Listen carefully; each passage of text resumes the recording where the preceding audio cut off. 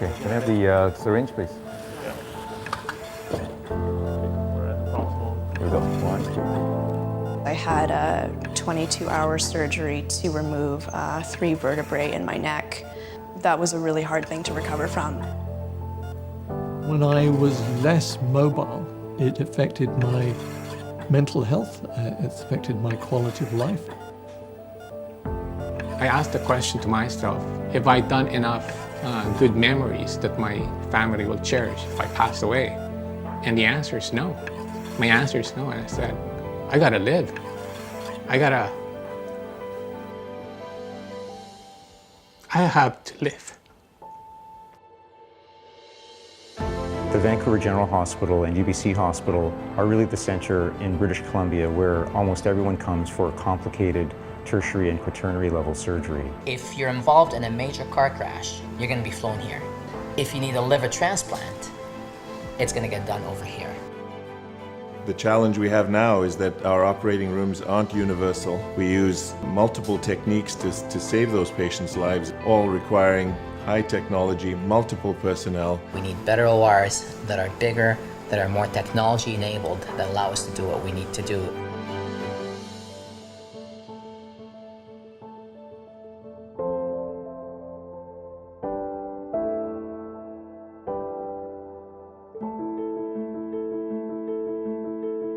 I used to work as a nanny, and I was taking care of a 2-year-old boy.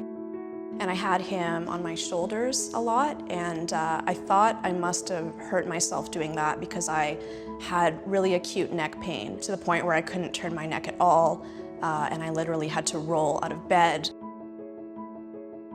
I saw a shadow in my spine, and it was cancer.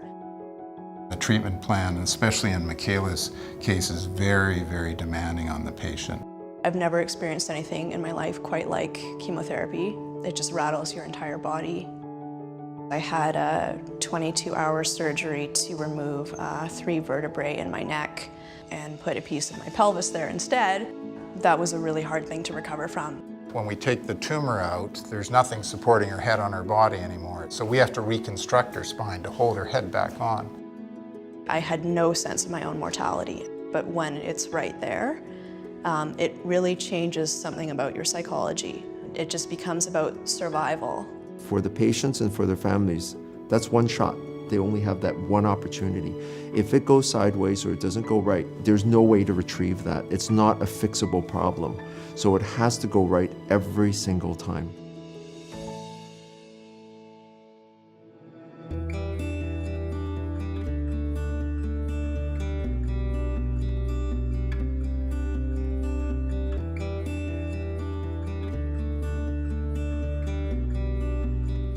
About 3 years ago, I noticed that when I jogged or when I was at the end of a golf game, my left hip was hurting. About 3 or 4 months later, I started to develop pain in my back and pain going down my leg. And that was quite bad. Whenever I was standing, I would have to lean against things. So in retrospect, I was quite disabled. For a man my age, it was affecting my quality of life a lot. And ultimately, I was diagnosed with a cyst on my spine. My first surgery was at BGH. My second surgery was a hip surgery done at UBC Hospital. And the staff at both places were highly professional and very kind. At the UBC Hospital, we have designed the future of surgery to put in place a facility that allows for efficient care of patients who have less acute problems so that their surgery can proceed without interruption, without being bumped by emergencies, and where they don't have such intensive requirements for medical care before and after surgery. It pays to go to a place where they're doing a lot of the procedures all the time. And now I'm completely back to normal.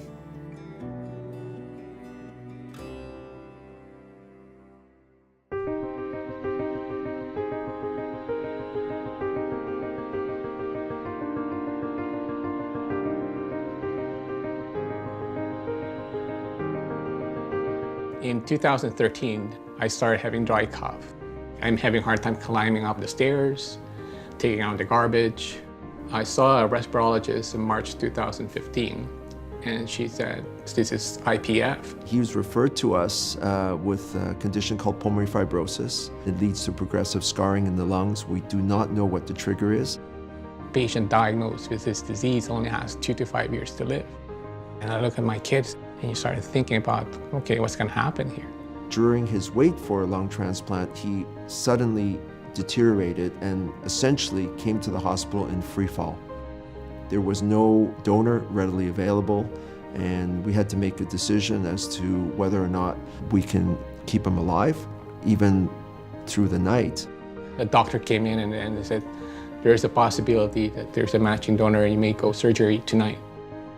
One double lung transplant was done in 2002. In 2016, we've just done our 38th double lung transplant. Willie had a fantastic outcome. You can see the impact it makes on not only a patient's life, but their family.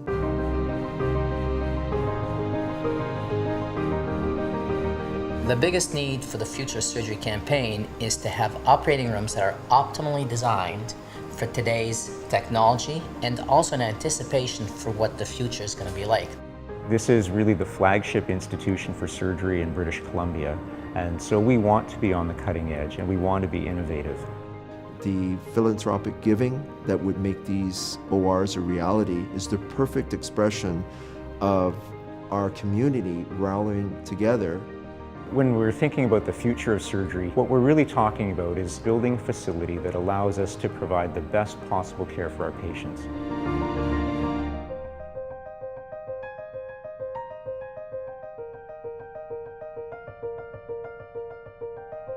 Vital starts right here. Vital starts right now.